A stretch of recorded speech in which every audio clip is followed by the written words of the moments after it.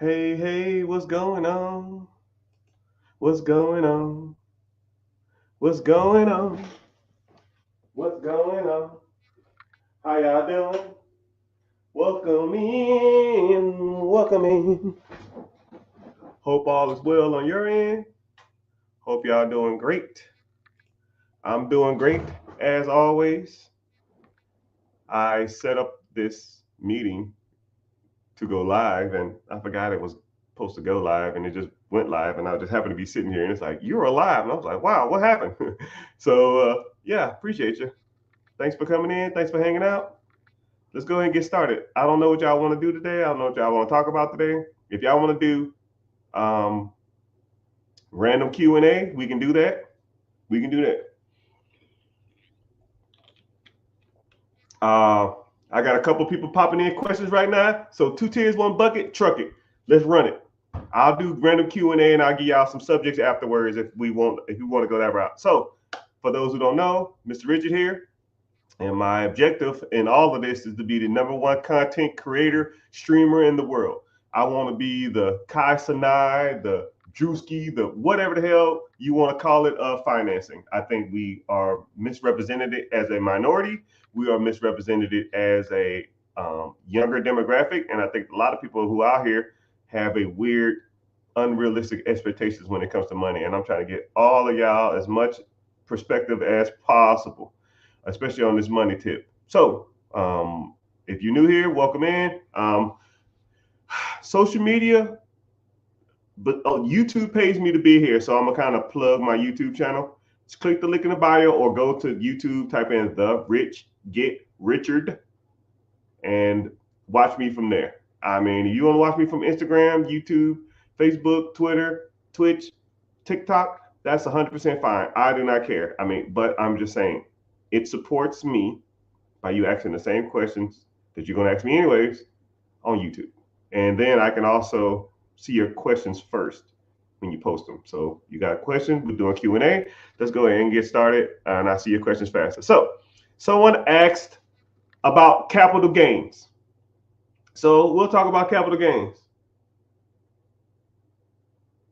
Someone asked about capital gains. So there's two ways to kind of factor in capital gains when it comes to investing. You have simple interest and you have compounding interest. Simple interest is if I make it 10% a year, it's just 10% on my principal. So if I put in 100, year one, I make 10%, that's $10. I still got the 100, now it's 110. Then I make another 10, then I make another 10, then I make another 10, then I make another 10. That is simple interest. Then you have what's called compounding interest. That means your 10% turns into 110. So now it's going to be 11, then it'll be 12, and it'll be 14, then it'll be 18, then it'll be 25, and you constantly are getting interest off the compounding interest. You can set up accounts like reinvesting accounts. You can set up brokerage accounts to where you take it your interest and you pay yourself the interest, and then the interest starts drawing interest. And once that big ass snowball effect happens, it starts rolling down the hill, and nobody's going to stop that unstoppable force. So you got to pay capital gains tax on any profit. So one of the tricks is to never take profit. Just keep your money in the account, and everything that draws interest, you just keep it in the account and just keep it rolling like that. But I don't know how much detail you want me to go into about capital gains tax, but that's kind of a capital gains. That's capital gains on stocks. You got capital gains on real estate. You got capital gains on selling of stock. You got capital gains on business. I mean, if you want to go into deep dive on all of them, I probably could, but just let you know that capital gains is when you have something and you sell it and you're making a capital money gain profit. So when you make profit, you're gonna pay some capital gains tax. And there's ways to get out of it. Real estate, there's ways to get out of it. Businesses, there's way to get out of it. And stocks, there's way to get out of it too. I kind of gave you one and said that you get out of it by not taking profits. But there's other ways out of it too. Not taking profits and then taking loans on your portfolio. Because debt is non-taxable, people. If I have $1 million worth of stocks and I sell those stocks, I pay capital gains tax on that $1 million. If I have $1 million worth of stocks and I take out a portfolio loan at 80% of the value of the stocks, I get a check for $800,000. It's a loan. Loans are not taxable. That is debt. Debt is not taxable. So I take $800,000 debt free. I got to pay it back. I don't know what the interest rates are currently, and I don't know what your payment would be, but buy something that makes money, and what makes you money will pay off the loan. Rocket science, people. I swear to you, sometimes this is rocket science.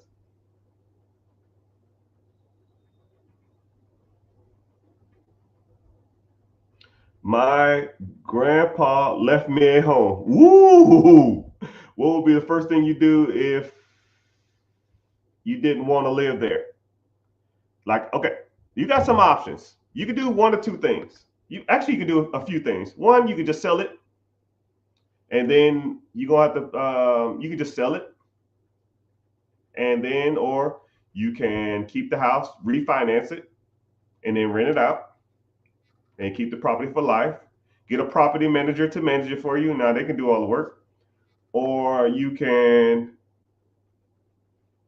Yeah, well, those are kind of all two options you got, but you do have options though. You can, I guess, yeah, I guess you can refinance, or you can just not refinance and just keep the property and just rent it out,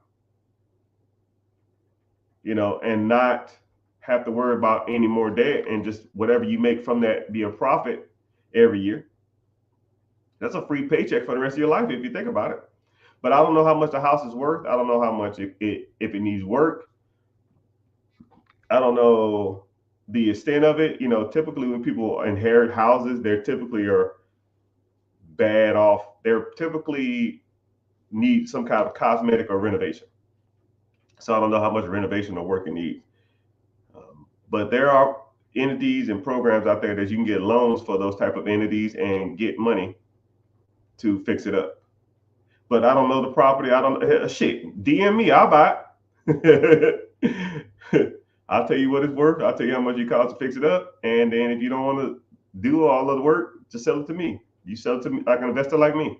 So let me know. Shoot me a DM if you're interested. That goes for anybody on here too. If you have a property for sale, just shoot me a DM and say, yo, I got a property.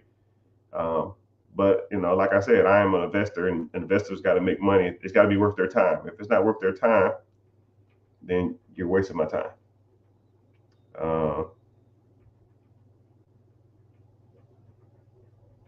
I have 2 months of nursing school left. I will make around $100,000 a year. Should I pay off my debt? How should I pay off debt and invest in assets? Good question.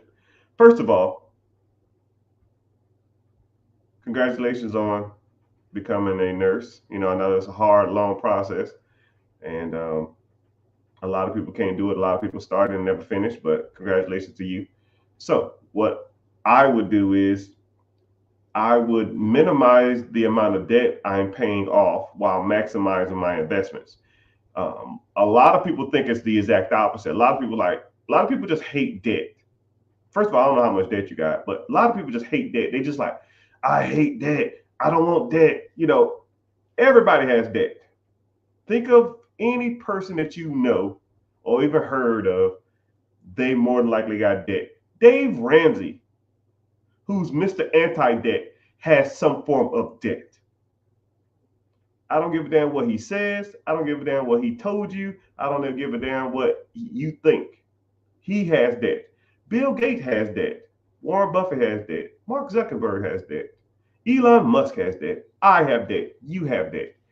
The difference between successful people and rich people and middle class and poor people is that we don't focus on debt. We focus on buying stuff or assets that produce us income. Okay? Let's say if you had, I don't know, let's say $50,000 worth of debt, and you like, man, I want to pay off this $50,000 as fast as possible. You take the 50,000, you take half, you got to make $100,000 a year. You take $25,000 a year and you pay it off fast as you can. You're paid off that debt in 2 years. Okay, that's cool and all, but why don't you just pay the minimum amount on the debt while you're building up your portfolio. You take that money, you invest it, and now that money is going to be making you money. And then you take that money and then you buy something that makes money. So let's say if you saved up $50,000 instead of paying off the $50,000 worth of debt, and you went out and bought a business, $50,000, 10% down. That's a $500,000 business.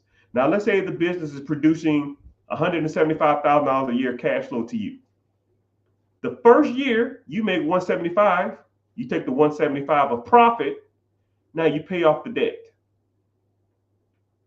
Now essentially, you pretty much went to school for free because you didn't use any of your money to pay off the debt. You use the income from a cash flow producing asset like a business to pay off the debt. And then once the debt is paid off, you still gonna be making money. If you just paid off your debt fast, you just don't have any more debt. You're not making any money. You just ain't got no debt.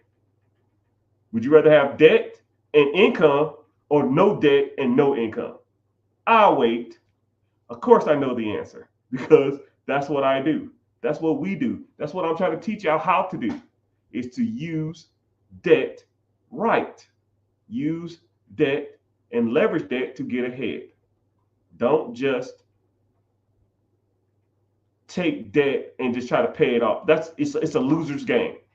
And I see it all the time. People do it all day long with credit cards.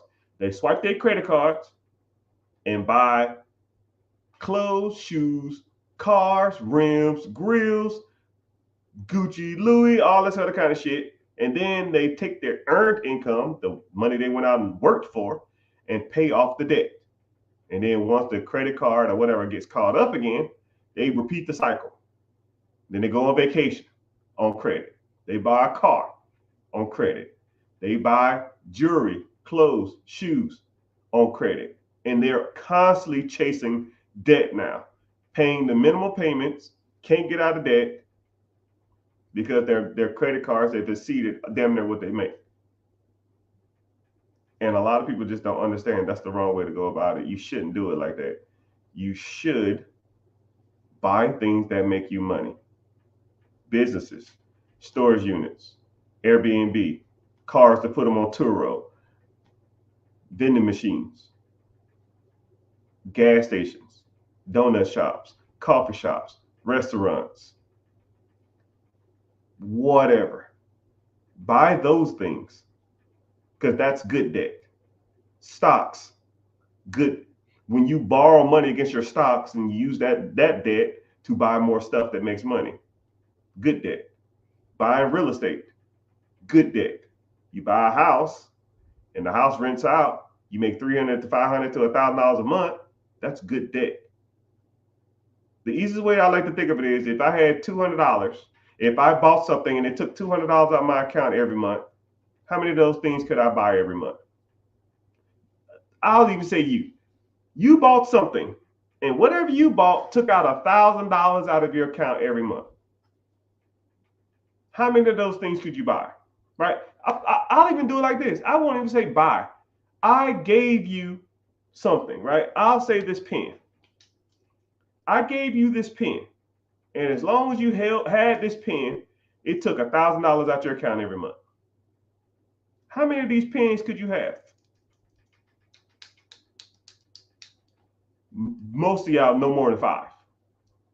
You'll be underwater. Most of y'all probably 2 or 3 of these. 1, 2, maybe 3, you're done. 5, some of y'all 8, you're done. This pen took $1,000 out your account every month. How many of these could you have? Probably none. Now let me flip the script. Now I gave you this pen, and now this pen puts $500 in your bank account every month. How many of these pens could you have?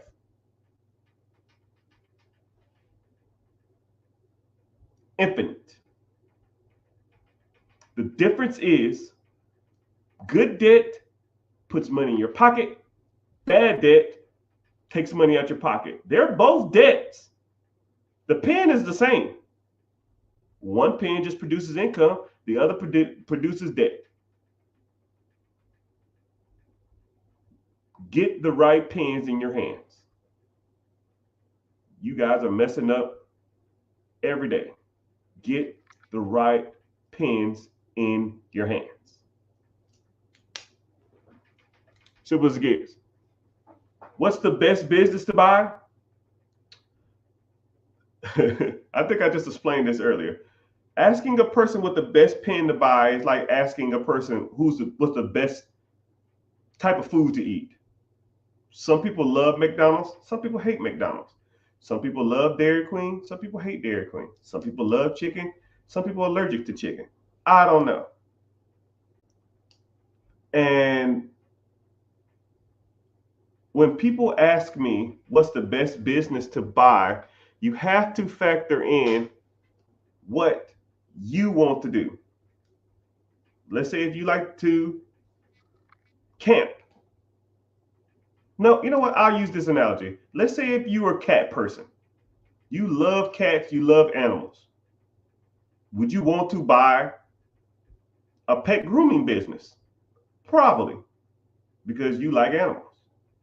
Now, me, you couldn't give me a pet business because I hate animals. Not hate, they're just not for me. Cats, especially. Bad experience when I was 12 years old. I'm not going to get into it.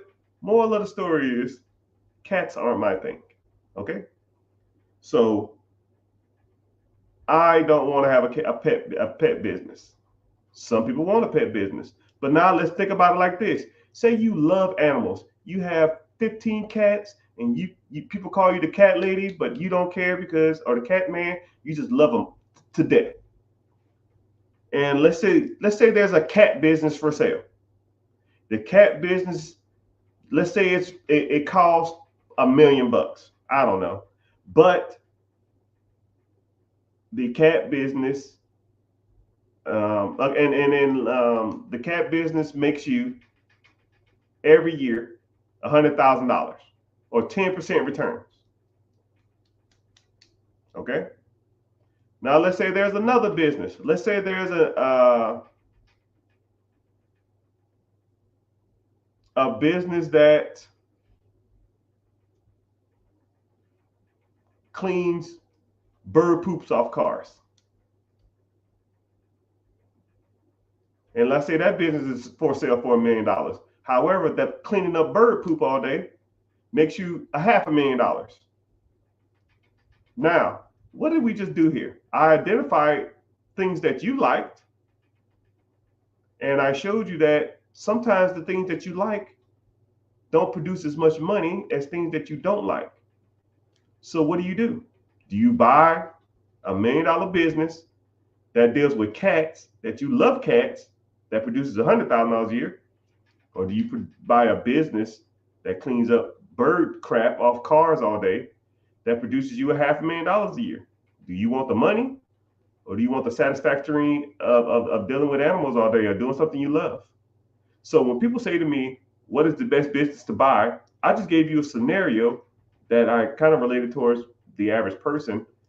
And those are the type of things that you need to weigh out. Those are the pros and cons of looking at businesses, because I don't know what you like.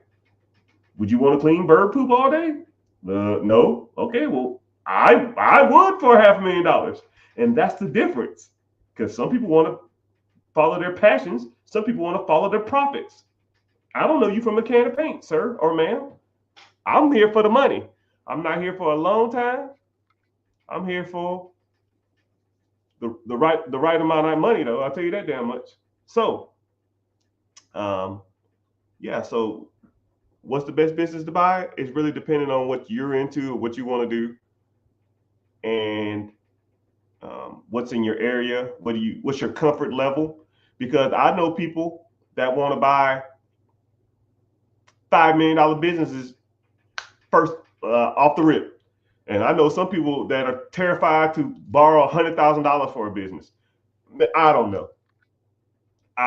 Because when the rubber start hitting the road and you start learning how this stuff works and you start seeing opportunities in your area, and then you start reaching out to sellers, you start reaching out to owners, you start reaching out to brokers, and then They say, yeah, this is available. We can owner finance you. We can have this deal closed in 5 weeks. You say, okay, cool. Let me do some due diligence, and I show you what to look for. I show you how to cross the T's, dot the I's, and then you start doing the numbers. You say, yeah, I can make this work. And then you get damn near a week before closing, and everything looks good, and you're like, whoa, whoa, whoa, whoa, whoa, whoa, whoa. I don't know if I'm feel comfortable with this. This is, I know, this is $100,000, this is $1 million, this $5 million, this $10 million. I don't know if I can do this. I'm scared. And I get that shit a lot. People say, "Yo, man, we going too fast." Hey, I'm at the mercy of you. You want to buy a business? Cool. You want to buy real estate? Cool. You want to damn, you know, not execute? That's on you. I don't care. Right? I did my job.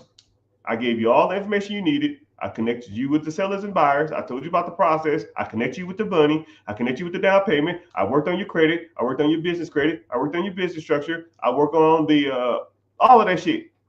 If you renege after that, that's on you. You got to start executing. That's the difference between winners and losers. Can't get stage fright. You can't hesitate. You make the best financial education decision at that moment, and you roll with it. And if it don't work out, or it don't work out as you thought, adjust. About as simple as it gets, people. How do I feel about capital venture investing? It's okay. Not my thing. I don't really do like the startup thing. I don't really try to build stuff from the ground up. I'm kind of old fashioned in my beliefs.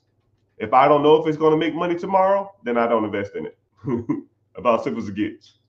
I mean, I've got pitched hundreds of opportunities. Um, I don't know if any of them been successful, but I've been pitched a lot of things. Do I know it's going to work out? No. So I don't do it. Even if it sounds like the greatest thing in the world. Hell, I've even had ideas that I wanted to take to the market. But like I said, I just don't invest or put my money in places where I'm not guaranteed or I'll get some kind of result back. I just don't give a damn what the upside is. That's just my personal opinion.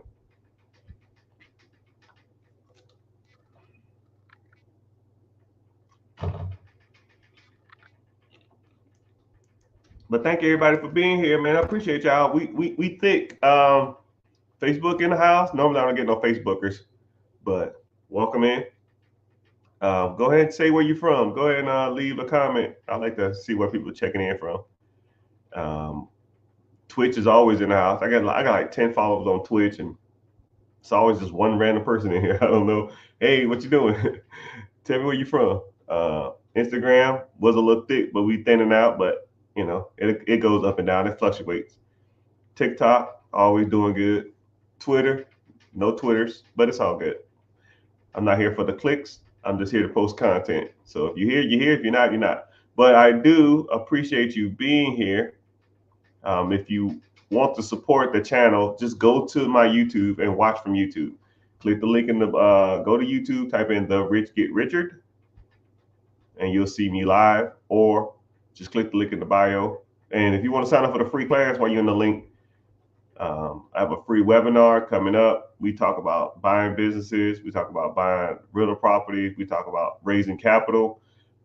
We talk about credit, business funding. We talk about LLC setups. We talk about micro loans, macro loans. We talk about CDFI loans. We talk about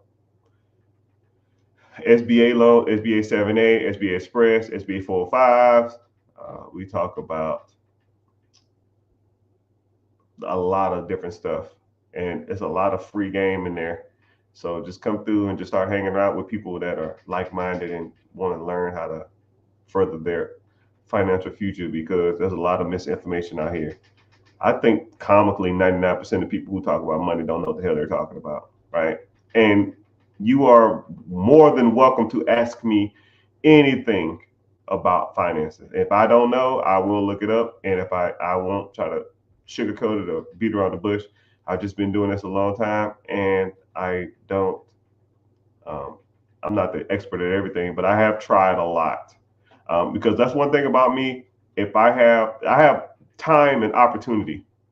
So a lot of y'all don't have the time because y'all are busy, or a lot of y'all don't have the means or the capital to inject in some things. So one thing about me, man, I sit around all day and I just look at money and do money things, right? So anything that somebody says, yo, could work, I've tried it. And statistically, a lot of the stuff that people are talking about, it doesn't, right? Anything that they say can make ridiculous numbers or get rich soon or any of that crap, it generally don't work. You got to put your money in something conservative, put your money in something that's longevity, and just let it ride.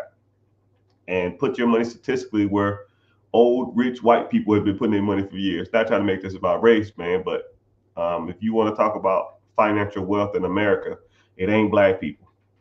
It ain't the minority of people, right? So if you really think about it, right, I'm not even trying to make this about race, but two tiers, one bucket. Fuck it, we here. If you look at where the majority of white America puts their money, it's in the stock market. If you look at where the majority of um, Asian people put their money, it's in businesses, right? How many Asian restaurants you seen ran by black people or white people? No, they're run by their own. You know, where do the majority of Middle Eastern people put their money at?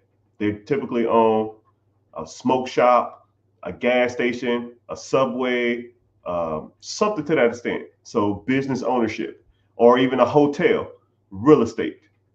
You know, I think it's something like 71% of white people own their home, and something like 28% of blacks do. So there goes white people put their money in real estate. You know, and then you talk about black people as a whole. Black people have the lowest average credit score amongst all demographics in the United States of America. So let me get this straight. We have the worst credit.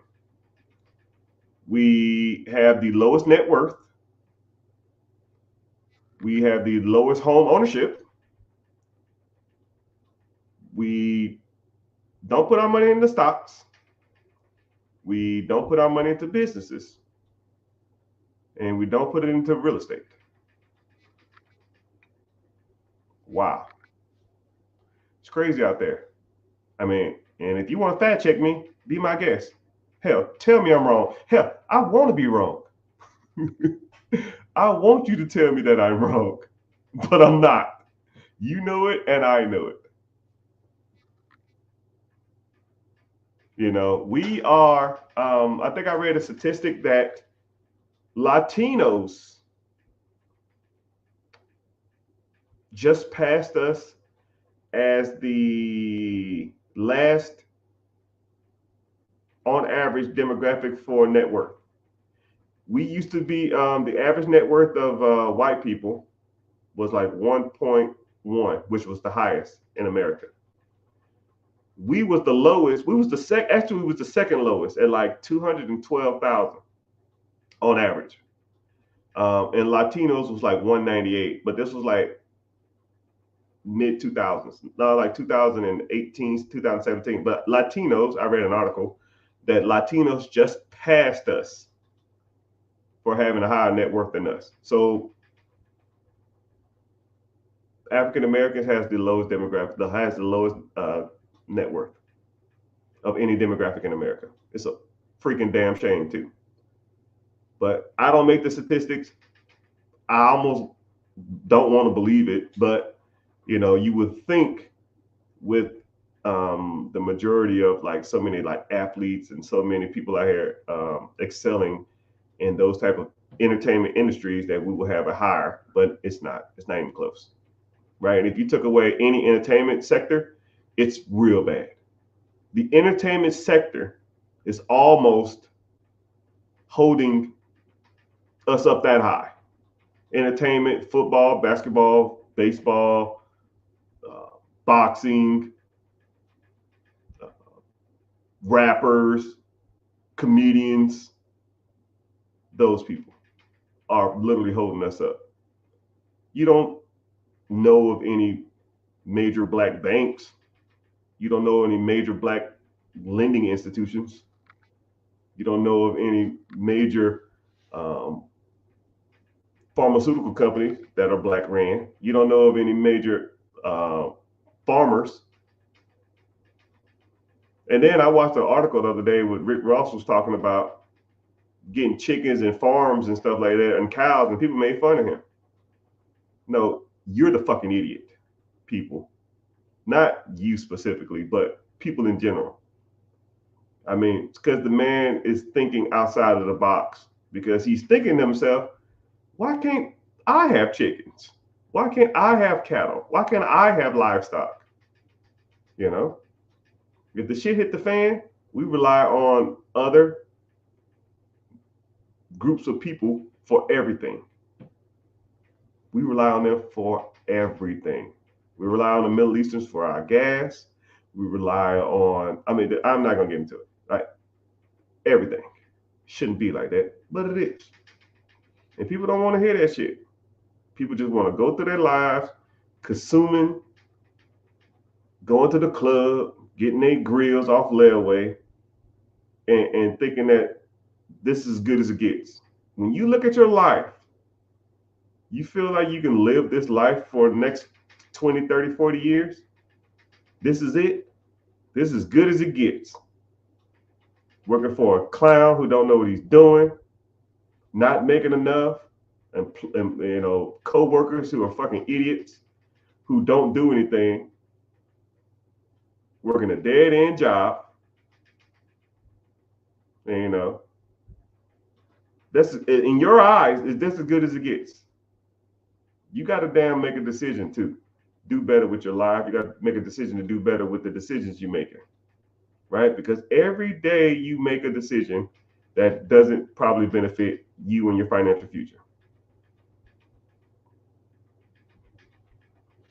You know? And then I see people on here talking about politicians. Hey, man, they ain't got the answer. None of them clowns have ever done anything for you. I don't know why people praise these people like they walk on water. Their objective, look at me. Their objective are not aligned with you. I don't give a shit who is in office. They do not care about you. Think about it like this. When you go to work and you work your 8 hours a day, 9 hours a day, let's say your best friend co-worker, or the one person you can almost just stomach to hang around. Are you working for them? Do you just show up to them? You show up to that job to make them feel better about their lives? Do you go to your job to make your boss feel better about their job? No, you are there for you. You have objectives. You want to accomplish something. So when people say politicians, it's the same thing when you go to work. You don't work for somebody else. You work for yourself. You are there to benefit yourself, not to benefit others. You look out for yourself. Ain't no politician gonna save you. Ain't no government gonna save you. Ain't no magic tooth fairy gonna come along and save you. None of that shit is irrelevant. It's irrelevant. I'm gonna get mine. To give a damn if it's independent in office, a Republican office. I've been rich through all of them. Republican, Democratic, pandemic, war. I do not care who is in office. They are going to do nothing for you. They're not going to do nothing for me. Stop thinking about the government as like a handout or a way out. They don't give a fuck about you. What are you going to do to benefit yourself? I'm not waiting on no damn Republican or no Democrat to give me a handout or a way out. I'm not relying on no IRS to give me no tax refund. I'm not waiting on no damn Obama phone or any of that shit. What are you going to do? You, Y-O-U, going to do to better your financial future? Well, if this politician, fuck that. Did you eat out today? Did you eat out this week? Did you eat out this month? Okay, why don't you eat at home? Did you go out to the club this week? This month? Did you take a vacation this month? Did you take a vacation this week? What the fuck that got to do with a politician? What's that got to do with anybody? What's that got to do with your mama? What's that got to do with your dad? What's that got to do with your brother? What's that got to do with your kids? You chose to do that. And instead of taking that money and investing it, you spent it on dumb shit. You got your hair done, you got your nails did, you got your fucking designer clothes, you bought a Hellcat, you paying your BMW payment, you watching Netflix, you got a new iPhone, you got a new Galaxy, because you want to be the coolest person at your job. No one cares you have the nicest car in the parking lot. I'd rather have a shit ton of money and have the worst car in the parking lot than have the nicest car in the parking lot. And people say, yo, man, I like your new car. Thanks. You feel cool about that? That's why you here. That's why you go to work, you commute an hour a day, sit in a cubicle or sit in a damn in front of fries or sit on the phone or sit in front of a desk for 8 to 9 hours a day, just so you can tell people, so people can tell you that's a nice car. Hey, I like your shoes. That's why you're doing it.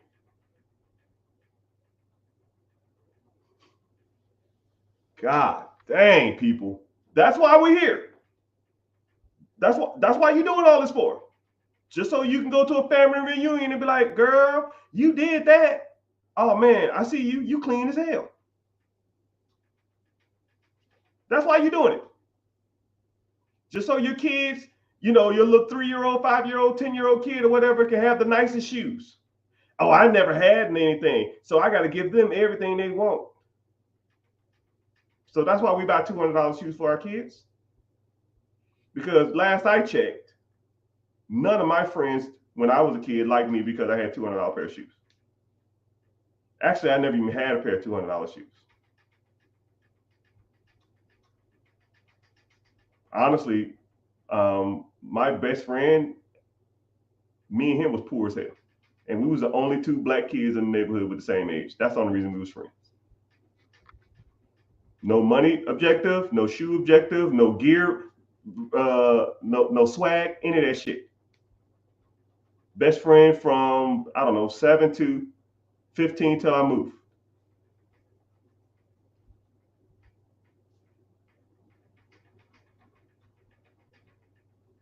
Y'all priorities are AFU.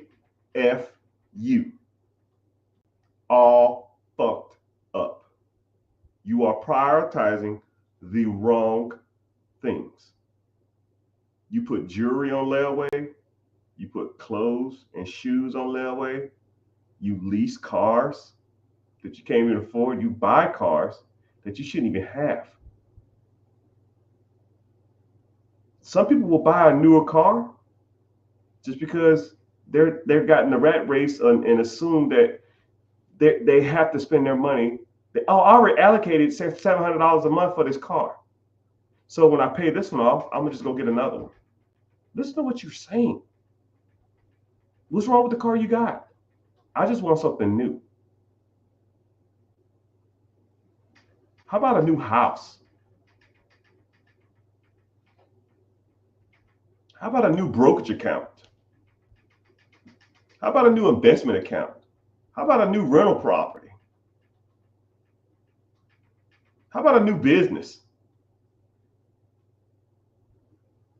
You know, and this is what's crazy, right? And I hate talking about myself, but I'm gonna put y'all on a mindset that a lot of people can't fathom, and people couldn't fathom this when I was in the military. So anybody who don't know me, anybody who knows me, I did 22 years in the military.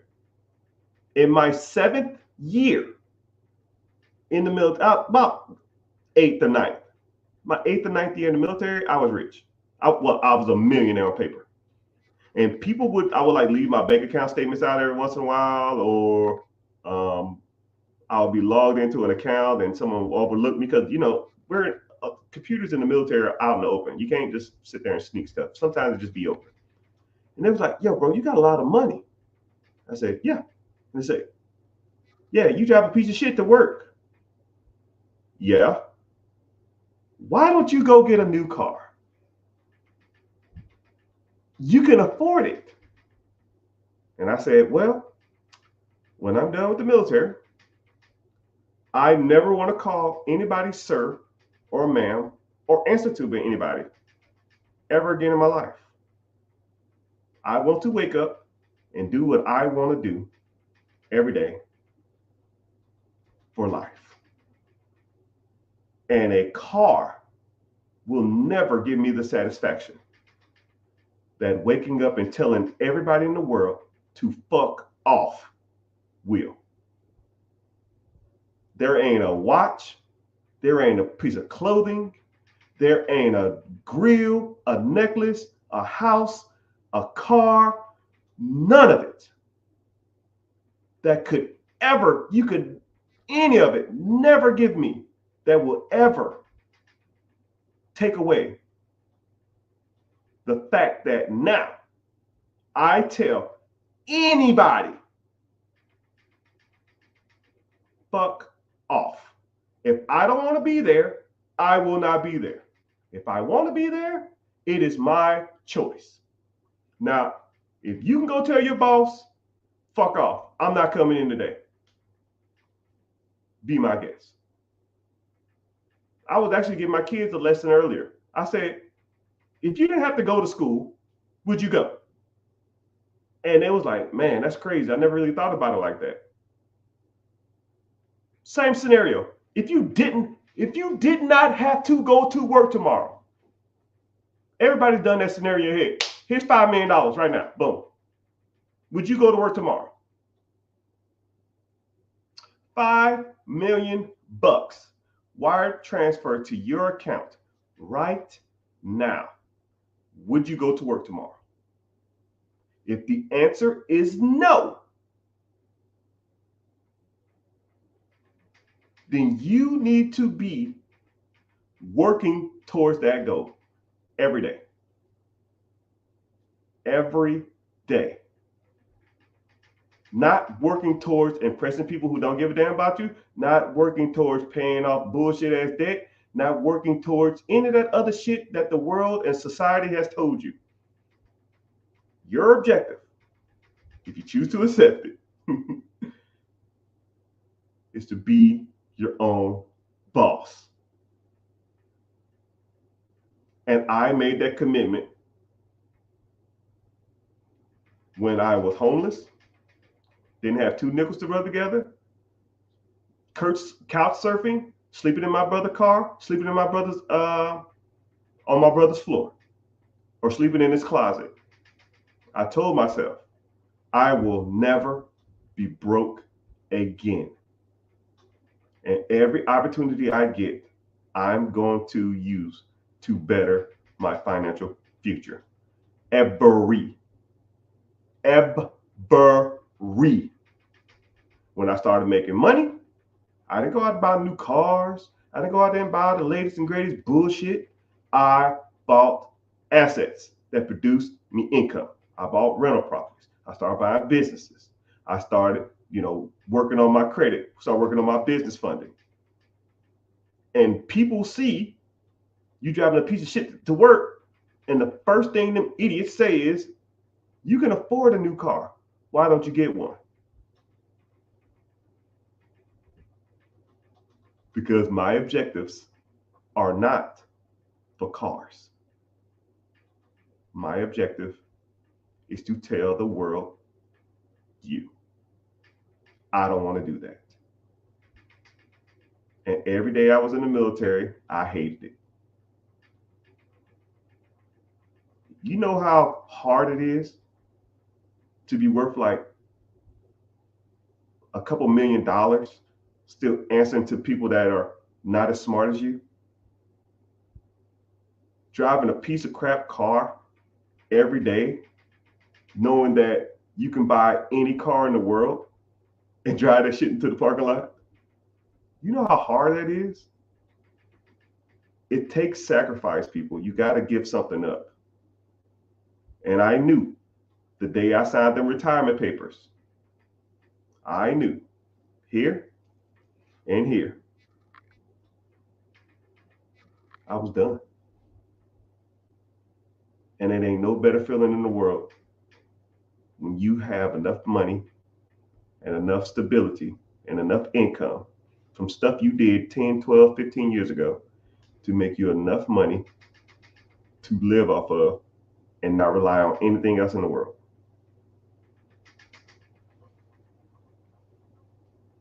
It's low-key kind of boring though.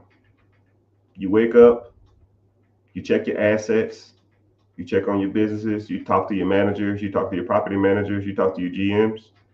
15 minutes later, 20 minutes later, maybe half an hour later, so I'm done. I do that shit right here or from my cell phone. And you got to understand that there's people out there like me who started from nothing. They started from so wherever you are financially, you can do it because you are not as bad as me. There's no way. I joined the military, toothbrush. I had a toothbrush, the clothes on my back, $20,000 worth of debt. No, $12,000 worth of debt from my parents and my sister, $20,000 of debt worth of student loans. So I was about negative 30 something thousand dollars worth of debt. And I borrowed $7 from a good friend of mine so I can get one meal to get me to basic training. My first 2.5 years in the military, my paycheck was $1,000 a month. Now, if you're worse off than that, then it's bad for you. But if you're making more than $1,000 a month with $30,000 worth of debt and $7 in your wallet, if I can do it, then anyone of y'all can do it. And that's why I teach you. But I got to give y'all some mindset stuff too, man, because a lot of this stuff, you probably feel like you're trapped or you can't get out the rat race or everything's too much. That's bullshit, man. You're just spending all your money on bullshit. People say, man, I live check to check. No, you don't. I can look at your finances in 10 minutes and tell you everything that you're spending your money and junk on. First of all, I'll even give you some guidance. Go to your accounts, search the term reoccurring. Everything that's reoccurring on that account, that is not your house or car payment, get rid of it. But I need Netflix. Sacrifice. Well, I got Hulu. Sacrifice. My kids like Disney Plus. Sacrifice. If I'm telling you what to do and you justify it, especially once, maybe twice. Maybe twice. A third time, I'm like, I don't think I can help you because I'm telling you the basics. I'm telling you the basics, and you can't even do that. Well, I need Netflix. Okay, cool. You need to stay broke. I need Hulu. No, you need to stay broke. I need to get my nails done. No, you need to stay broke. I need to get my hair did. No, you need to stay broke. I need this $100 haircut. No, you need to stay broke. I learned how to cut my own hair because I couldn't afford haircuts. I haven't paid for a haircut comically 20 years. I ain't got no hair now, but I haven't paid for a haircut in 20 years because I knew that haircuts was a waste of money. Even if I had hair, I still wouldn't pay for haircuts. When I did have hair, I didn't pay for haircuts. I taught myself how to cut my own hair. I fucked it up a couple times. And people in my military job was like, "Man, who fucked your head up?" Yeah, man, I'm trying to teach myself. I apologize. And then they say, oh, "Okay, cool. Yeah, I get it." You know.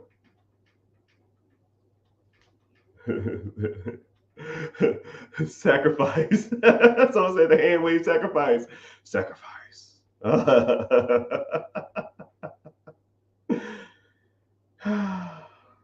Yeah.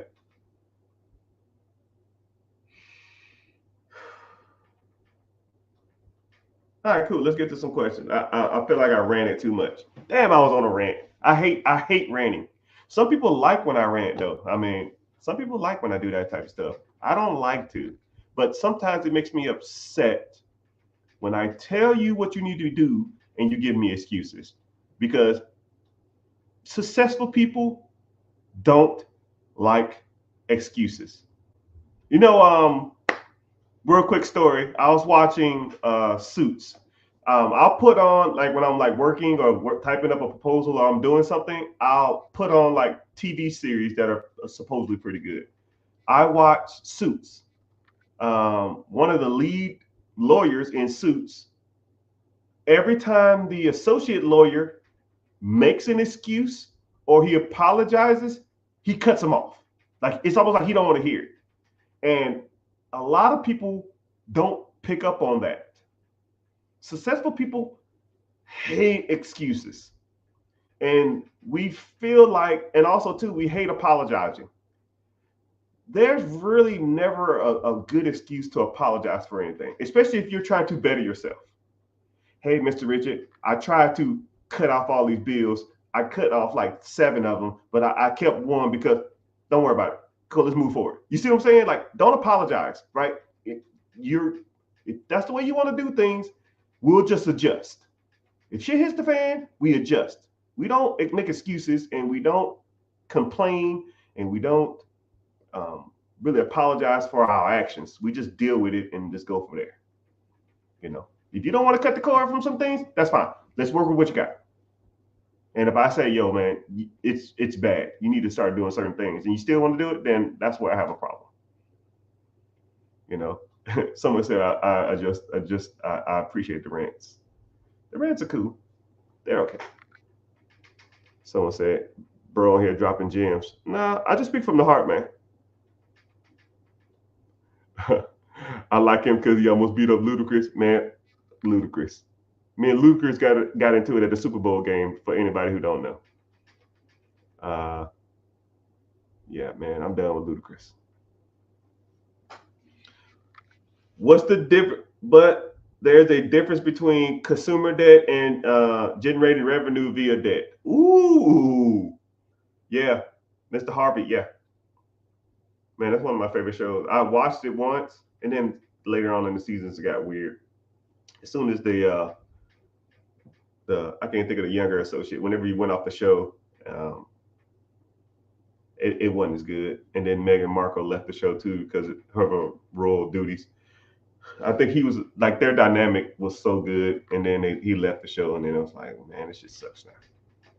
But and then him and Donna got together, which whatever.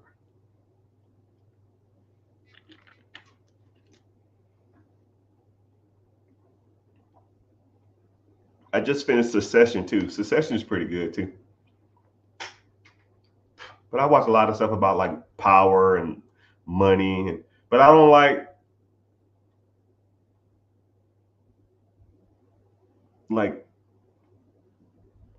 I'm not gonna say ghetto money stuff. Like that's not my thing.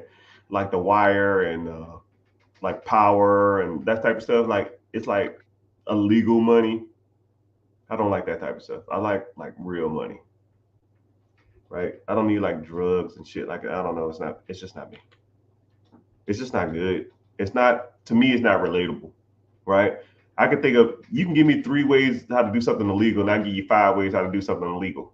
You know what I mean? So it's just like, it's not relatable to me, right? I don't want to talk about drugs all day and rims and cars and chains and bullshit and guns and drop. That's just stupid to me. It's just not my thing.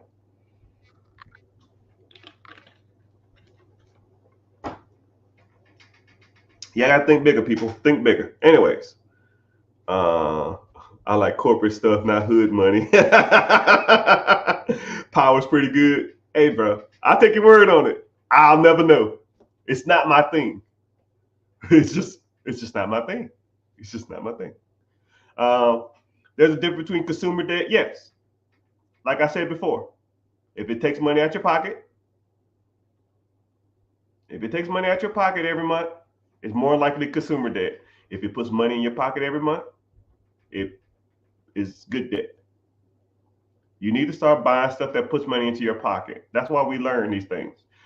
That's why we invest. That's why we buy real estate. That's why we buy businesses.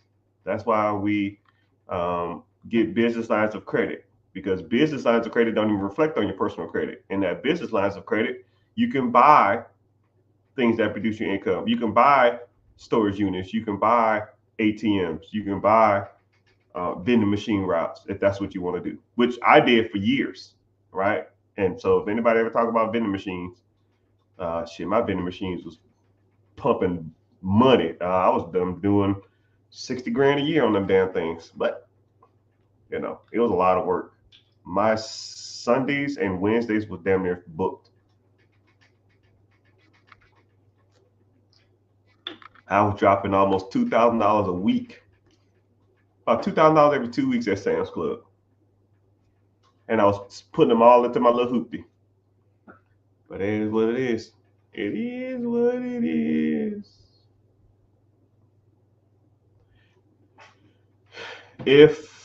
What if the debt is killing your credit? Can you still buy a business? Yes. So credit, anybody who knows anything about money, right? Anytime you go to borrow money from like an entity or a institution or a financial entity, you borrow money from these guys, they understand that it takes debt and it takes credit to buy those assets. If I had 10 cars in my name, they'll say, okay, you got 10 cars in your name. That's $500 a car. That's $5,000 in payments a month. How are you paying for this? You say, oh, I got a job. And they're like, oh, okay, a job? Yeah. Okay, well, how can I help you? I want to buy another car. They're like, nah, get the fuck out of here. But if you had 10 pieces of property in your name, they'll say, okay, how many of these properties are empty? None of them. Okay, so you rent out them all? Yep. Well, how much money you make a month on these properties? I make $500 a month. So you're making $5,000 a month on all these properties. Yep. Okay, well, shit. Okay, you want another house? Yep. All right, here you go. You see the difference? If you buy stuff that makes money, then people will loan you money. Rich people know this, banks know this. They'll give you the money if you buy stuff that makes money. Now, if you go get a $5,000 credit card and you max the thing out, you go to the bank again and say, yo, I need another $5,000 credit card. They're like,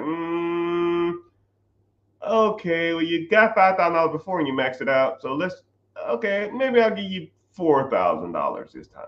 You max that out. Cool, I need another $5,000. They're like, no, dog, you're done.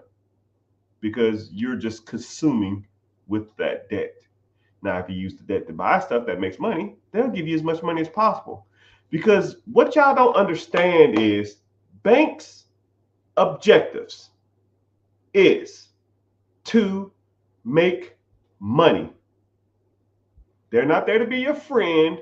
They don't give a damn about your kids' recitals. They don't give a damn about your car breaking down. They don't give a damn about your cousin in the hospital. They don't give a shit about that. Stop thinking these are your homeboys and stuff like that. The bank's objective is to make money. If I gave you $1,000 and you gave me back $1,200, cool. Now I'm gonna give you $10,000, and you gave me back $12,000. Well, fuck it. Here's $100,000, and I gave you back $120,000. Well, fuck it. Here's $1 million, and you gave me back $1.2 million. Well, fuck it. Here's $10 million. You gave me back $12 million. Well, screw it. I'll keep going up because my objective is to loan you money, you give it back. And if you take the money I gave you, you bought something that made money, and then you gave me my money back plus some juice, cool. Now let's start at the same $1,000 again. I gave you $1,000, and you gave me back $12 a month. Oh, well, that didn't quite work out like I wanted to do. Can I get $10,000? Bro, you ain't even paid back the $1,000 yet. Let's focus on that.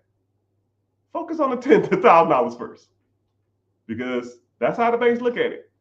They're not there to be your homeboy, your homegirl. They're there to make money. And if they give you money and you give it back to them with some gain, with some juice, then they'll give you more and more and more and more. You would be surprised at how much lines of credit I have and or get offered on a daily basis. Comically, millions daily. I get 5 emails a day. Hey, Mr. Richard, we got a new loan program. 6 months, 0% interest, up to $1 million. Hey, Mr. Richard, congratulations on closing that big deal. We have another line of credit for you. You get up to $3 million, and you get an introductory rate of 3% for the first year. Hey, Mr. Richard, all day long. Because you know why? Because they give me some bullshit, and I take it and make it sugar. If I gave y'all $10,000, how long would it take you to pay that bank back? If I gave you $10,000, how long would it take you to pay me back $11,000? If I gave you $1 million, but I said, hey, I give you $1 million, but you have to give me back $1.1 million in 2 years. Could you do it? A lot of y'all say yes. But this is where it gets good, people. I'm going to say the scenario again. And I'm going to crush some dreams on this one. If I gave you $1 million and I said,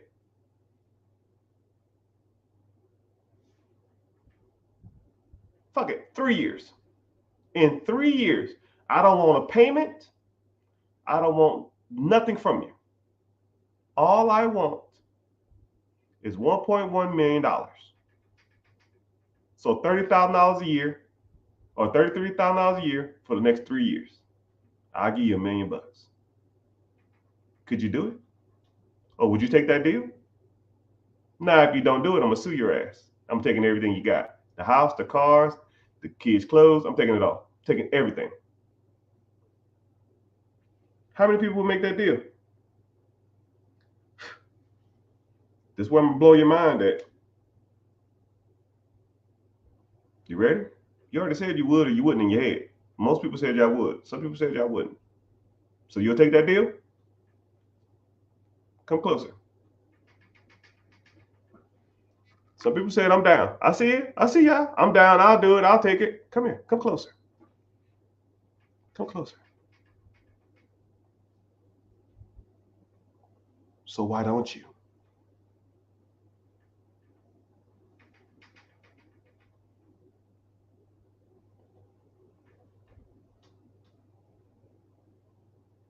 So why don't you?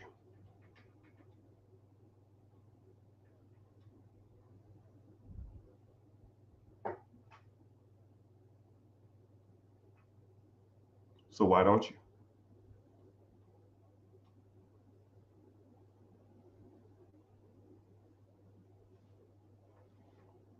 So what's stopping you? Go fucking do it. Banks have billions of dollars to loan. Billions. They offer me millions of dollars a day, daily. Go fucking do it. What's stopping you?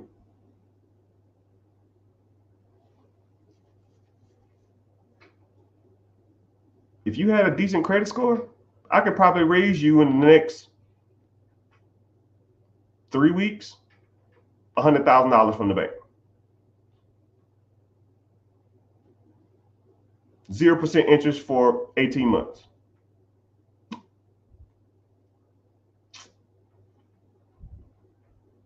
Why don't you do that?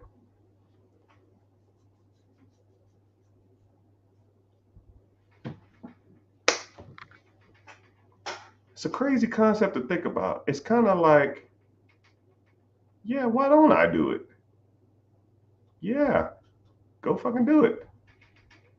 I did. I didn't know what I was doing at first. I just know that I will buy a house. I will use a loan to buy the house. The house will make me more money than my house payment. And I said, well, shit, if I did it once and it's making me $400-500 a month, I can do it twice. $500 a month, I can do it 3 times. $600 a month, do it 4 times. $400 a month, I can do it 5 times. And I just kept going from there. And after a while, it's on autopilot. You start buying houses, and they say, hey, Mr. Richard, you bought a $100,000 house last month or 2 months ago. Here's another $200,000. You need another loan. I'm here for you, my guy. You're paying that bill on time. You're making me interest. You're feeding my family, and you're feeding your family. You need any more loans, you come to me. Cool, I'm going to hold you to that. Anybody got any properties for sale? Real estate agent, you got the properties? Yeah, I got one. What about this one? Can you loan me on this one? Yep. Cool, I'll take it. Can you loan me on this one? Yep. Cool, I'll take it. Can you loan me on this one? Yep, I'll take it. What's the rent on this house? $1,500. What's my house payment gonna be? $900. Can you loan me on this? Yep. I'll take it. And I wasn't even thinking about it. All I know that is I was making $600, $500, $400 a month. I know I was buying shit. I know I was buying houses that I probably shouldn't have been buying. Now, if I look back on it, but I know that it was making me money, so I didn't give a damn. And sometimes you got to take those kind of risks. Sometimes you just got to sometimes you got to just take a leap of faith. You just got to trust the process and try to make it work.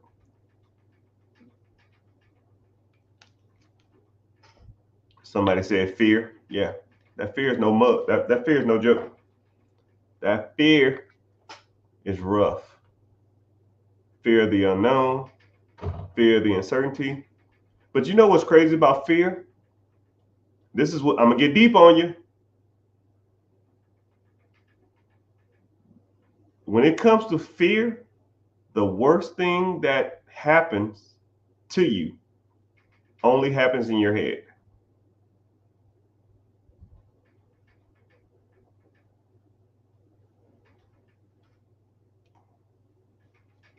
They generally don't happen in real life.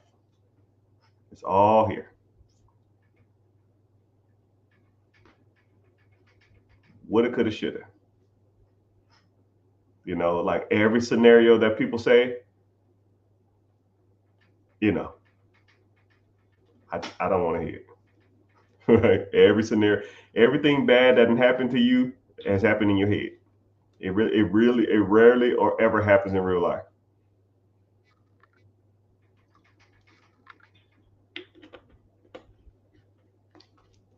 That's deep, my brother. That's deep, my brother. I just need to get my I just need to get to my 615 to a 640. Yeah, I'm allergic to chicken. See, I knew somebody was allergic to chicken. I had a good friend of mine that was allergic to fish and chicken. It's crazy. It's like, and he was black. That's crazy. How do I use my HELOC to create passive income? Excuse me. Yeah, you can get a HELOC. You said HELOC, right? Yeah. You can do a refi or cash out. You can sell, or you can do a HELOC. If I had to do any, I probably would lean towards a HELOC. And then take the HELOC money and buy something that produces income. Right? You want to buy a business? You want to buy a piece of property? You want to buy some storage units? You want to buy vending machines, ATMs? You know, then you can go from there. And as long as whatever you buy, so whenever you go get a HELOC or whatever, they'll tell you what your payment is. You know, you take out 150,000, your payment is going to be $1,200. I'll make it easy. I'll say $1,000 a month. Okay, $1,000 a month times 12. That's $12,000 a year. Buy something with $150,000 of equity or whatever the hell you get that makes more than $12,000 a year. I mean, it ain't rocket science. You bought a business and the business produces you $100,000 a year. You take the $100,000, you pay down the 12, you pay up the 12,000, and then you have 88,000 left. You take the 88,000, and a lot of people, this is where a lot of people don't understand debt servicing. If you took out a $150,000 loan on your house or something like that, a lot of people say, oh man, I got a $150,000 loan out. My payment is $1,000 a month. I'm going to buy this business. The business is going to produce me $100,000 a year. And then I'm not going to take anything from the business. I'm going to just pay off the debt of the loan. So year one, you don't make any money. You pay $100,000 to the loan. And in year two, you still making $100,000, but then you take and pay $150,000. You pay $50,000 towards the loan, so you want to make $50,000 year two. No. You're doing it wrong. You are working to service your debt. That's the wrong way to go about it. This is the play. You take the $100,000 of income and you pay the regular payment. It's $1,000 a month. Say it's $12,000 a year, and you pay off the $12,000 a year. Right? You got 88,000. You don't live off the 88,000. You take the 88,000. Now you buy another business. So instead of $100,000 a year, now you're making $200,000 a year. Okay? So now you make it $200,000 a year, your payment's still going to be $12,000. So now you're going to have $188,000. And now what do? You take the whole $188,000, you pay off the debt? No, silly. Come here. You buy another business. Now you're making $350,000 a year. Minus your $12,000 a year. Now you at 300 and I don't fucking know, $38,000 a year. Now do you pay off the $150,000 you still got left? No, you dummy. Now you go buy a portfolio of real estate. Let's say it's 15 houses. You got to put down $300,000 on that. And your payment on them properties are $25,000 a month, but it produces you $35,000 a month. So now you're making an extra $10,000 a month on real estate. $10,000 a month, and that is an extra $120,000 plus the $350,000 that you're making from the 3 businesses you own. Now you are making $480,000 a year. You 4 years in. Now, do you pay off the debt? you ain't learning. Fuck that debt. I'm going to pay the minimum payment on that shit until it is paid off. My objective is to take my cash flow and to buy shit that makes money. Fuck that debt. I don't care about that debt. I care about the cash flow and the income. That's the game. And then I take my $480,000 a year, and let's say I put $300,000 a year into a mutual fund that produces me 12% a year. 12% of $300,000 is, I don't know, almost 40 grand. So now my stocks, bonds, mutual funds, ETFs, and mutual funds are making me $40,000 a year, and I don't got to do shit for it. $40,000 year 5, $40,000 year 6, $40,000 year 7, $40,000 year 10, $40,000 year whatever. And it's compounding. So it's $40,000 year 1, $45,000 year 2, $50,000 year 3, $55,000 year 4. And I'm just, my snowball is just creating more money, more money, more money. That's how you get ahead, people. That is debt servicing 101. That's how the rich get richer. That's the game. And a lot of people say, and I bought 4 businesses and I used debt to buy those businesses. I didn't say shit about paying them businesses off early. I took out a home equity line of credit, or I took a HELOC out, or I took a refinance, or I got a business line of credit or a business credit card to buy said business or set real estate. I didn't say paid any of that shit off early, because paying off debt early does nothing for you. Nothing. Nothing. Paying off debt does not make you money. Buying stuff with that debt that makes you money makes you money. It's nuts. It's crazy. It's crazy. Crazy concept. I have a 770 credit score. I make 55 hondos a month. 2K, after 2K worth of bills every month. I have $10,000 cash.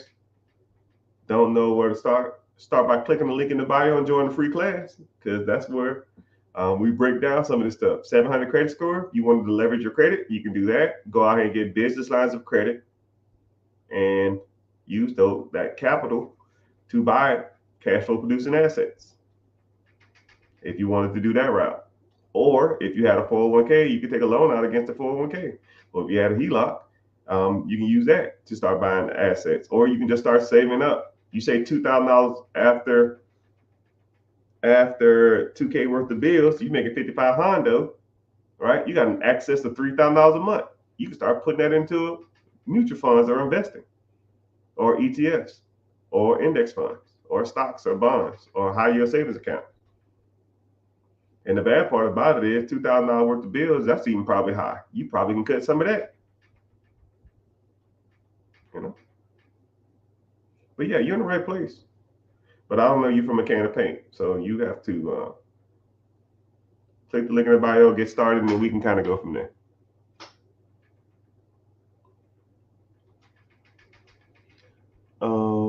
OROUS.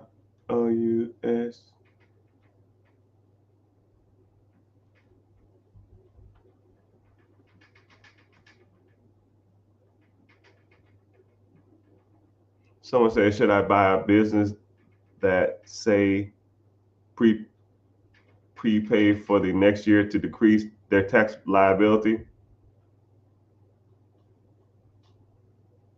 I guess. I don't know what I see what you're saying, but I kind of don't understand what you're saying.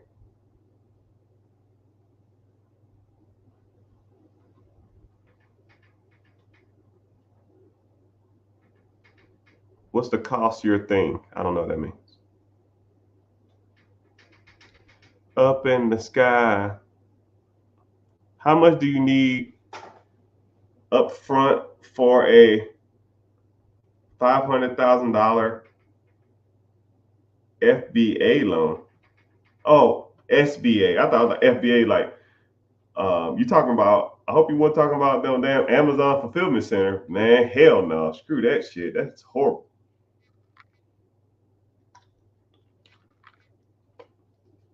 So if you wanted to buy a $500,000 business, it really depends on if you want to do owner financing or you want to do seller financing. I would have to look up the numbers, but give me a sec. You can put as little, you can put as little as $12,000 down. You can buy a $500,000 business with $12,500 down. So let's say, for example, this individual says they got $5,500 a month of income, but they have $2,000 worth of bills. See, if they save up 4 months worth of bills, they save up 4 months, they could buy a $500,000 business. And a lot of people don't see that. But if you have the right circumstances, I'm not trying to get y'all hopes up or nothing like that. But generally, it'll be about 10% down, so $50,000. But you can negotiate the $50,000 down payment, but you got to negotiate with the owner. So the owner has to be willing to negotiate. But that's why we learn this stuff. That's why we learn how to negotiate with owners. If they want to sell their business, especially if it's been on the market for a while, you want to sell it, cool. You need to finance me. I need to finance my down payment. I got 15 grand. You put up the other 35. That'll make about 10%, and then we go from there.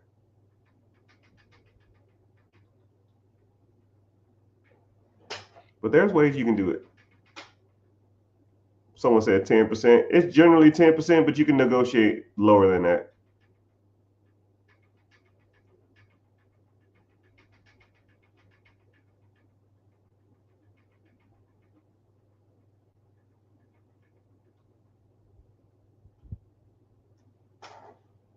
I'm a fan of DSCR loans, acquiring 4 to 8 doors, income producing real estate. Hell yeah. However, I will tell you this: your jargon is a little off. 4 units to 12 units is almost like saying I'm in the. I don't want to say that. I don't know. I gotta give you a good analogy.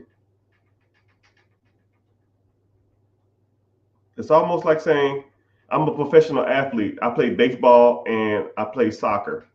I mean, it's almost like 2 different sports. 4 units is considered residential. Debt servicing coverage ratio loans are different for residential loans than they are for multifamily loans or apartments or commercial buildings. Commercial DSCR loans are 5 units or warehouse space or a trailer homes and mobile homes and stuff like that. So that is its own thing. So if you're looking at units over five or more, that's a whole different DSCR. If you're looking for 4 and under, that's a whole different DSCR. When you say 4 to 8, it's throwing me off. First of all, second of all, 5 units to 13 units is the most sought out after real estate in the nation. 5 units to 13 units is the most sought out after real estate in the nation. Number 2 is 4 units. Number 3, 14 units to 25 units. 25 units to 100 units. Then 3 units. Then 2 units. Then 1 unit. It's the most sought out after real estate for investing, not just residential. I'm not talking about regular homes and stuff. When people want to invest, they feel like 5 units to 13 units is manageable. So the average investor, the average Joe is going to be looking for that. But a lot of mom and pops own 5 units to 13 units because they felt the same way. So investors are going after those markets. And they're easier to maintain, they're easier to upkeep, and there's an abundance of them. Not a lot of people out here scoping for 100 units. You know, a lot of people want to stick to something that's sweet spot. So that's where a lot of people tend to gravitate towards the 5 units too. And then everybody say, well, I can buy residential property. Why don't I just get a a fourplex? Why don't I get a quadplex? Rent out, live in one unit, and rent out the others. Yeah, I'm a real estate investor now. Yeah, you and everybody fucking mom in the world want the same damn thing because it's the second most sought after real estate. So just letting you know, you said 4 to 8 units. One, that's 4 units, second most sought after units. 5 to 8, 5 to 13 is the first most, right? But that's why we here, bro, right? We learning. We are learning. Instagram, I see y'all in there. How about y'all say something? What's going on? Y'all just sitting here sucking all the game out, sucking all the game out of me? At least say something. At least say where you're from. Say something. Say something. I'm giving up on you. So say, how many properties do I have? I bought and sold hundreds. Currently, I don't know, 70 something. I don't know. I don't even count no more, man. I don't give a shit. As long as it's enough for me not to go to my damn job or work a job ever in my life, I could give a damn about it. I could give a damn about it.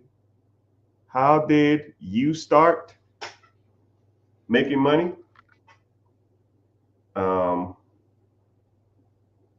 This is kind of, I'll go a little deeper. It really wasn't like a relationship or nothing like that. I was in a bad spot. Um, and I was like, I had to walk. I didn't have a car, and my brother and my mom's house was like a 3 mile walking distance.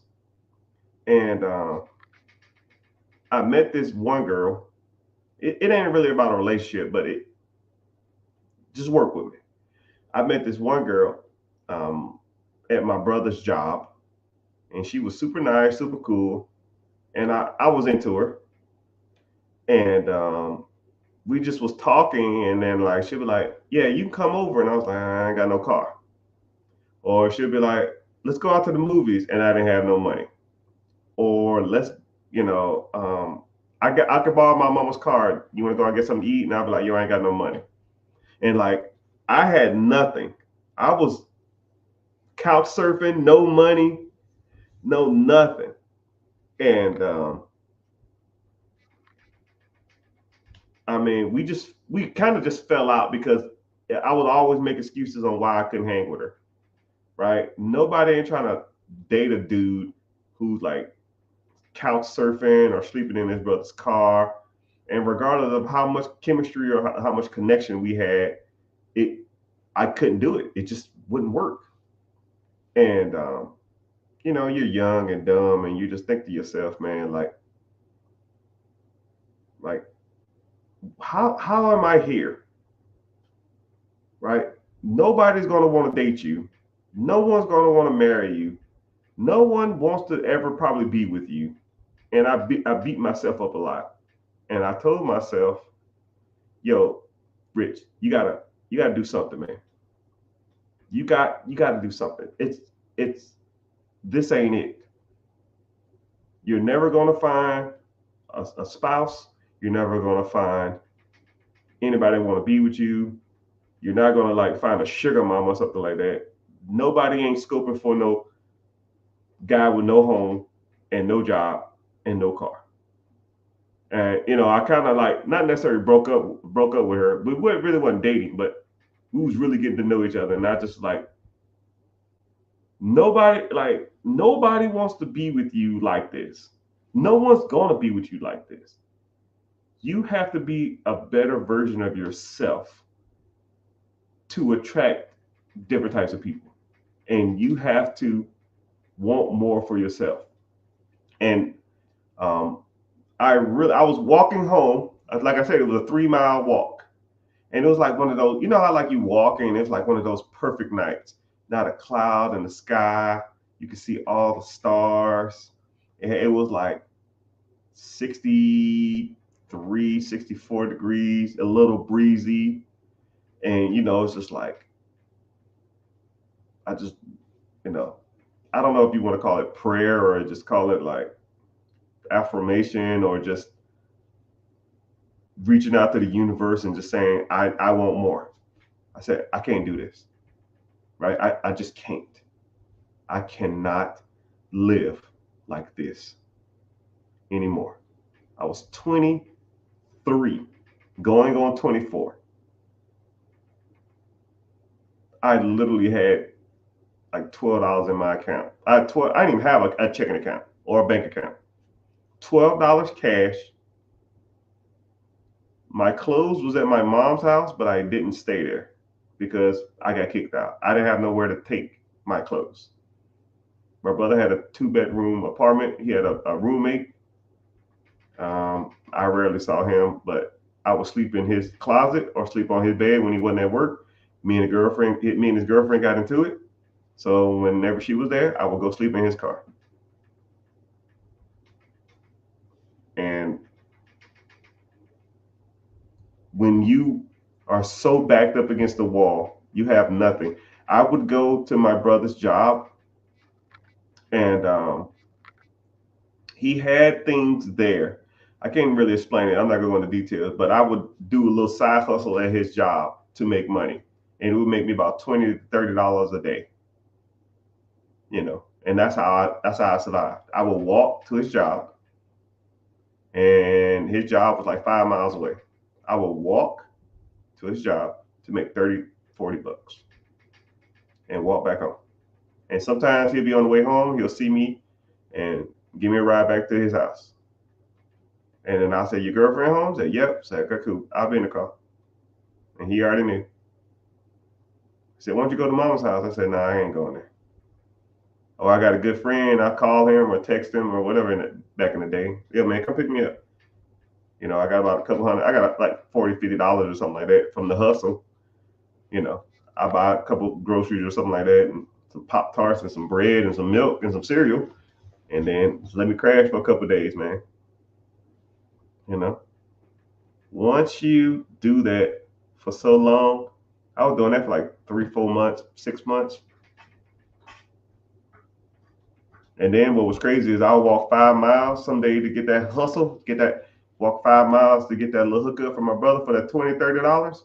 And some days it just didn't work out. Some days I wouldn't make anything. So I just walked 5 miles back home for nothing. Fuck that shit. Fuck that shit.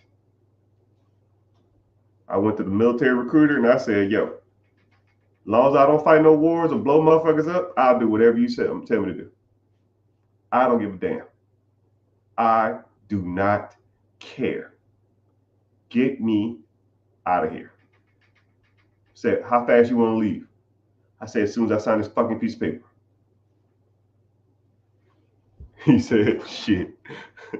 You be on the first thing smoking out the damn. 3 weeks later, I was gone. I showed up with a toothbrush, my clothes on my back, $7. My best friend gave me $7. Hey man, you got any cash? He dropped me off at the damn airport. You got any cash? I might need to eat. Here's $7. If you're listening, sir, I owe you $7.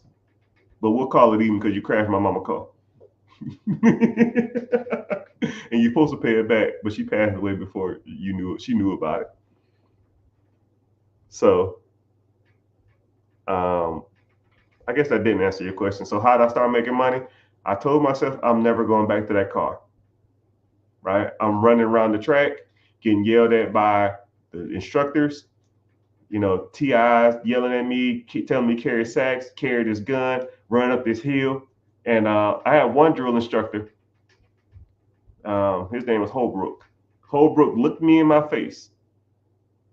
And when he was yelling at everybody, and you see people who come up from who ain't never been yelled at or never had any struggle, those people would cry and freak out, and he would yell at me, and I would just stone cold kill him.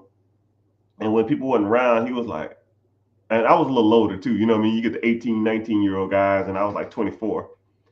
And he was like, anytime I see people in here, especially minorities, who are like 24, 25-ish, a little older, I know they done went through some shit because you already tried it your way and you're going to make this work. He was like, I was like, yeah. We almost became like, because I was a little older. I was almost like 2 years younger than him because he was like 27.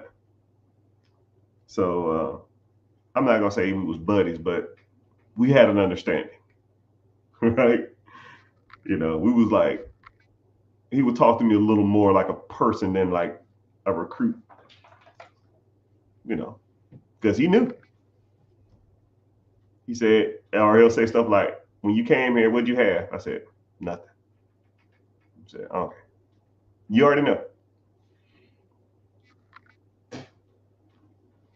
But a lot of times he would talk, and we started talking about, did you have like some people like running from gangs, some people running from like some shit like that. He said, I said, nah, that ain't me. But I took everything I made in the military and I invested it. Everything. Someone said, I have a question. Ask the question. What's happened? IG? Y'all better damn get talking. Damn, I'm so behind on the comments. I'm so behind. Someone gave me a gift. I appreciate you. I'm here for it. I'm here for you. What do you look for in investing in a business? You. What do you look for when investing in business? What do I look for? Money. I look for cash flow first. Everything else almost can be. Everything else can almost. I'm not gonna say can. I'll say almost. Everything else can almost be. Everything else is almost subjective. So if you really think about it, if I'm not there, it's absentee. Let's say it's a pet shop. Do I have to like pets? If it's a alligator farm, I don't know, and I'm not there, do I really give a damn? Um, my objective is to pay the bills. My objective is ensure that I hire the right people in place to ensure that this business is successful while I'm not there. That's it. Don't overthink it. Don't make it more complicated than it need to be. If it makes the money it takes to keep the bills light and the lights on, pay the bills and keep the lights on, then I'm I'm entertained. I'm here to see the rest out. Then after that, it's all just like preference. But if it doesn't make enough money for me to pay the bills, why would I buy it? I mean, it's about as simple as it gets. You know, I'll even put in the perspective of you dating somebody. If, say, your living expenses are $5,000 a month. No, I'll make it easier. Say if your living expenses as a female is $10,000 a month. You started dating a guy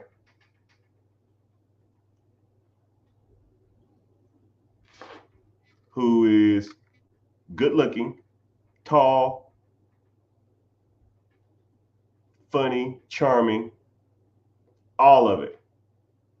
Yet he wants to marry you and he wants you to quit your job. And he makes $3,000 a month. But your living expenses right now are $10,000 a month. Would you continue to date this individual? Or would you even entertain that person? As soon as you meet him and he's like, you probably not. What's up, Twitch? I rarely get people from Twitch in here. I see you. Would you entertain that person? Probably not. I don't give a damn how good he looks. I don't give a damn how tall he is. I don't give a damn how funny he is. I don't give a damn if he treats you like a princess. If your standard of living is $10,000 a month, yet he makes $3,000 a month, then you're not with it. Everything else is irrelevant. So now let's flip the script. You got you need $10,000 a month to maintain your lifestyle. Now there's a guy who's kind of shorter, not that good looking, kind of weird, kind of quirky, kind of geeky, can't dress, but he makes $50,000 a month. Your lifestyle is $10,000 a month. Will you entertain the tall guy who don't make shit, or will you entertain the short guy who's kind of not your type but makes 5 times as much as you want him to make? That's where the rubber hits the road, people. If it doesn't make you enough money to maintain your lifestyle, either you're gonna have to cut your lifestyle or find somebody else. And when you're looking at businesses and you're evaluating businesses, that's what you got to think about. You know, my lifestyle, I need to be making $50,000 a month. So I don't care if the business ain't something I'm into. I don't care if the business is not as pretty as I would like it to be. It produces the income I want, so I can work with it, right? And then you get these pretty businesses. Oh man, I want this coffee shop. I want this little boutique. I want this, I don't know, whatever. And it produces $3,000 a month. I ain't with it. So those are things that you need to start looking at. What kind of business am I talking about? I'm talking about just anything. Someone asked on TikTok about what type of business do I look for? What do I look for investing in businesses? I don't know. What other platforms are you on? Great question. I'm about to get off here in a little bit, but I'm streaming on Facebook. I'm streaming on 2 Facebook accounts, YouTube, Twitch, which we have a Twitch person, which I rarely get. I only got like 5 followers on that place. But Twitch, Instagram, 2 Instagram accounts, Twitter, and TikTok. But if you want to support me, watch from YouTube because it helps me out. It's the only channel that pays me to be here. So it's the same thing. It's just more support. So watch from there. But you don't necessarily have to. You can stay where you are. But I appreciate your support either way.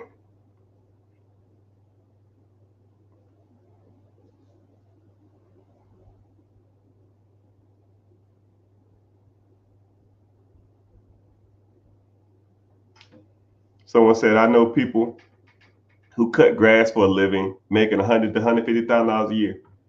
Yeah. You'd be surprised at how much money you can make whenever you're servicing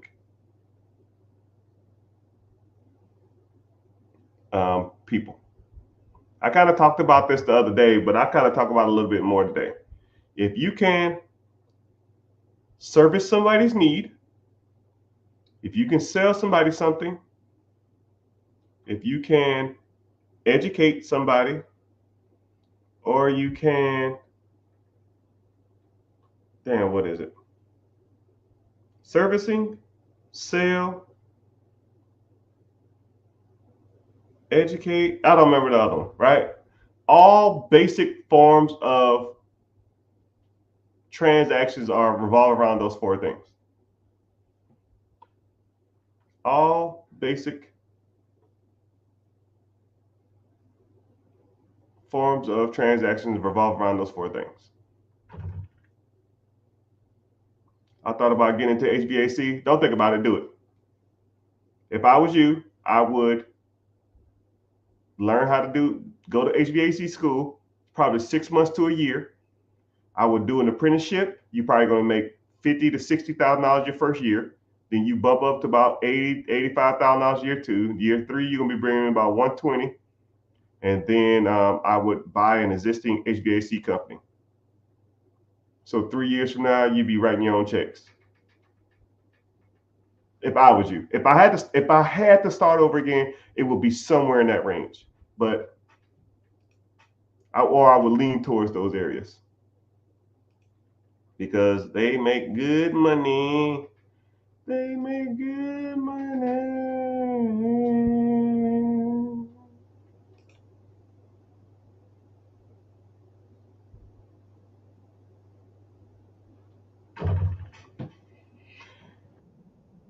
If you only had $100,000, hold on. Okay, I get it. Get off of here. Crap. If you only had $100,000, where would you put it? Shit, too easy. I will put it. I will put it into a mutual fund or index fund or ETF, and then take a loan out against the ETF, and then use it to buy real estate or a business. And if you don't know my slogan by now, you're gonna learn it. One of my slogans: if you got $100,000, sir or ma'am, you are rich and don't even know it. I'll even do some simple math for you, sir. 100,000. Wow. If you still in here, say something. 100,000. Wow. Say something. I'm giving up on you. Say something. Okay, so cool. Let's say if you had $100,000 to put that 10% down on a business. And I'm just going off standard interest rates. I'm going off standard down payment. You can negotiate lower down payment. You can negotiate more down payment. You can buy more of a business. I'm just doing standard stuff. So let's do standard investing. Standard, $100,000. You put $10,000, $100,000, 10%. That's $1 million business. Let's say the business is doing 35% margins, meaning that it's producing $350,000 a year of income to you. Okay, $350,000. Your payment, you're going to finance $900,000 at 10%. So 10%, 10% of 900,000 is 990,000. Tracking? I'm gonna just round it up for good faith. I'm gonna say $1 million. That's gonna be over 10 years. So your payment every year to that loan, to service that loan, is gonna be $100,000 a year. It's sixth grade math. Okay. You make $350,000 of cash flow. You're gonna have a $100,000 payment. So now you're left with $250,000. You're gonna pay your down payment back to yourself. You put $100,000 in, you're gonna pay it back. So now your $250,000 is now $150,000. So now you have $150,000 left of cash flow. And so if you want to, you can invest that into a corporate stock account. You can invest that and pay yourself some money pay yourself as an employee to make some money to do some stuff with. You can buy some vehicles to reduce your taxable income. I don't give a shit. Whatever you want to do. Okay. So you got $150,000 year one. So now year two, you don't have to pay back your $100,000. You've already paid yourself $100,000 back. You don't owe that $100,000. So now your $100,000 is still sitting. Now you put that into a brokerage account that's doing 10 to 12% a year.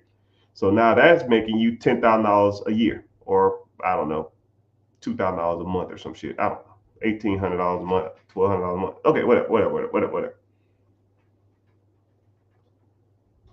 Now you don't have to pay the $200,000. You don't pay the $100,000 back. Now you just pay the $100,000 in the loan.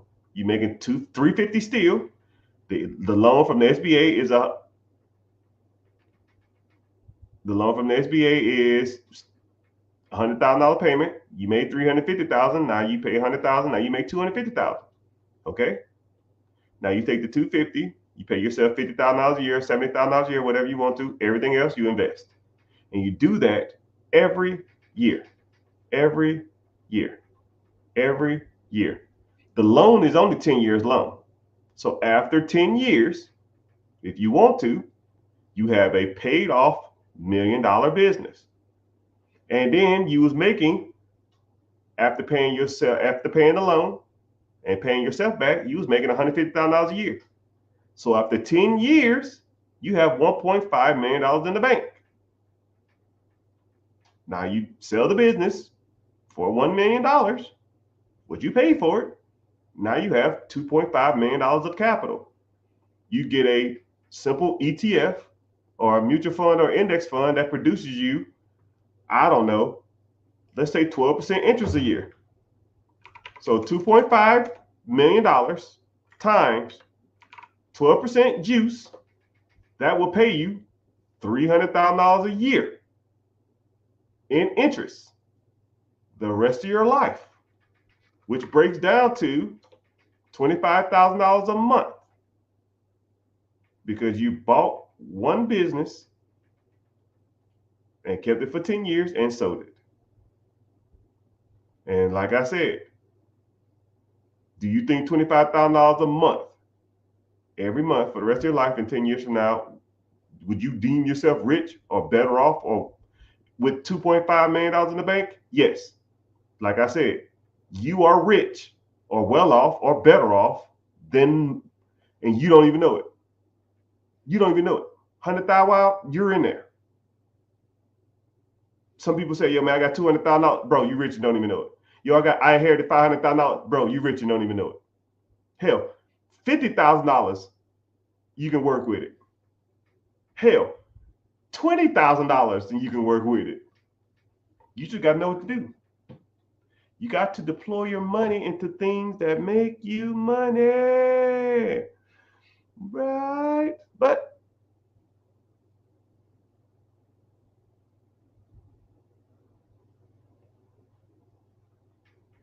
someone said, I saw my rant about Dave Ramsey. Man, about Dave Ramsey. Anyway, so social media hates when I go on rants. Social media hates when I exceed my 2-hour period. And it's almost that time. And I'll even end it with the guy I just started that with. He said, I got 100,000. He said, so where do I find these businesses? Better question, sir. How do you evaluate, find, fund, buy, acquire, scale, and sell these businesses? How do you buy? Someone said, he said, I'm in real estate. Well, how do you buy, scale, sell real estate? You learn from people who've already done it. And I know one guy who has 2 thumbs that have been there and done that. If you are interested, you want to learn more about these processes, you want to learn how to find deals, fund real estate, fund your IRAs, fund your 401ks, fund your ETFs, fund your mutual funds, work on business credit, work on business structure, all of it. We do it all. You want to learn how that structure, that process works? I'm hosting a free webinar, free masterclass. Free. I don't sell you information. I don't bombard you with text. You won't get no raggedy spam emails from me for the rest of your life. You want to come through? You come through. If not, oh well, it's your loss. I don't care. I was rich yesterday, I'm rich today, and I'm going to be rich tomorrow. I've already got mine. Now it's your time to get yours. You interested? You want to learn about these processes and get your money right? Click the link in the bio and join the free class. If not, y'all have fun. But I don't want to exceed my time because I get a little flashy on my screen saying that, yo, bro, you need to get your butt off here. But I appreciate it. Thank y'all for listening. YouTube, Facebook, Twitch, Twitter. Instagram, TikTok. Appreciate you being here. And if you can't find it, a lot of people watch from YouTube, but if you can't find it on YouTube, just go to my Instagram, The Rich Get Richer. It's the verified one. Don't click on the other ones because people be trying to scam and stuff, sell you cryptocurrency and that bullshit. I ain't even with that stuff. But so, uh, and if you have any questions, you want to learn more, just shoot me a DM and we kind of go from there, or just come to the free class and ask me questions there, and we go from there too. Say word, word. Appreciate y'all being here. Avida Zane.